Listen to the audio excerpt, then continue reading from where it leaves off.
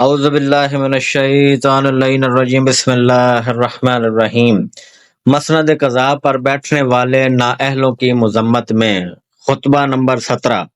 ان لوگوں کے بارے میں جو امت کے فیصلے چکانے کے لیے مسند قضا پر بیٹھ جاتے ہیں حالانکہ وہ اس کے اہل نہیں ہوتے۔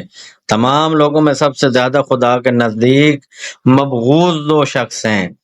ایک وہ جسے اللہ نے اس کے نفس کے حوالے کر دیا ہو، یعنی اس کی بدعمالیوں کی وجہ سے اپنی توفیق سلب کر لی، جس کے بعد وہ سیدھی راہ سے ہٹا ہوا، بدعت کی باتوں پر فریفتہ اور گمراہی کی تبلیغ پر مٹا ہوا ہے۔ وہ اپنے ہواخواہوں کے لیے فتنہ اور سابقہ لوگوں کی ہدایت سے برگشتہ ہے۔ وہ تمام ان لوگوں کے لیے جو اس کی زندگی میں یا اس کی موت کے بعد اس کی پیروی کریں گمراہ کرنے والا ہے۔ وہ دوسروں کے گناہوں کا بوجھ اٹھائے ہوئے اور خود اپنی خطاؤں میں جکڑا ہوا ہے۔ اللہم صلی علی محمد وآل محمد وعجل فرجہم وسہل مخرجہ۔